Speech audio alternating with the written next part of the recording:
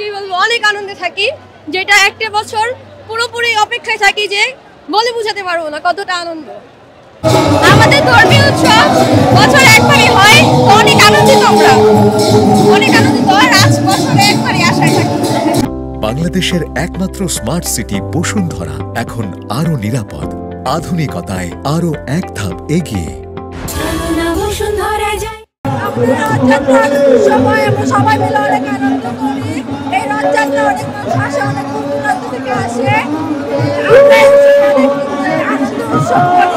বিশেষ শান্তির জন্য, বিশেষ সুবিধার জন্য, সবকিছু যাতে ভগবানের আশীর্বাদে হয়, কোনো অসুবিধা না হয়, তার জন্য আমরা রথযাত্রা পালন করা।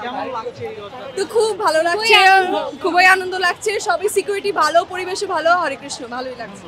আজকে হচ্ছে উল্টো রথ, গত সপ্তাহে ছিল আমাদের রথযাত্রা, আজকে উল্টো রথযাত্রা। মূলত হচ্ছে আমাদের ধর্মের মধ্যে বলা হয় যে ভাগ্যের চাকা বদল করার একটা লক্ষণ থাকে এই রথযাত্রা। উল্টো রথ মানে চাকা বদলাতে পারে, এইটারই হচ্ছে মূল উপযোগে যে এক জায়গা থেকে আরেক জায়গায় স্থানান্তর করা হয়, মাসির বাড়ি থেকে যাওয়া হয়।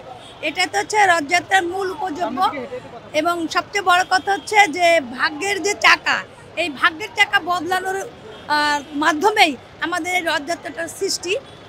আর এই রথযাত্রাটা আমাদের মূলত পূর্বপুরুষরা এভাবেই আমাদের ধর্মীয় কৃষ্টি কালচারের মধ্য দিয়েই হয়ে আসছে।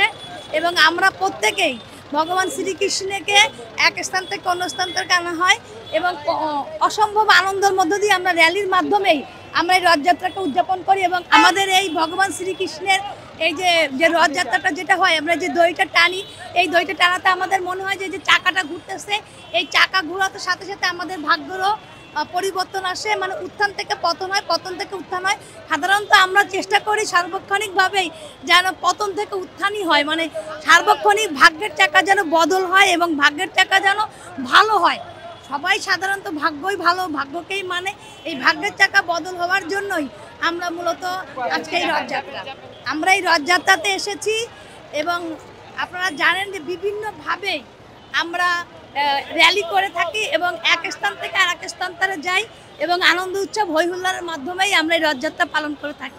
For more updates, follow us on Facebook, subscribe our YouTube channel, get the latest update on www.daily-sun.com.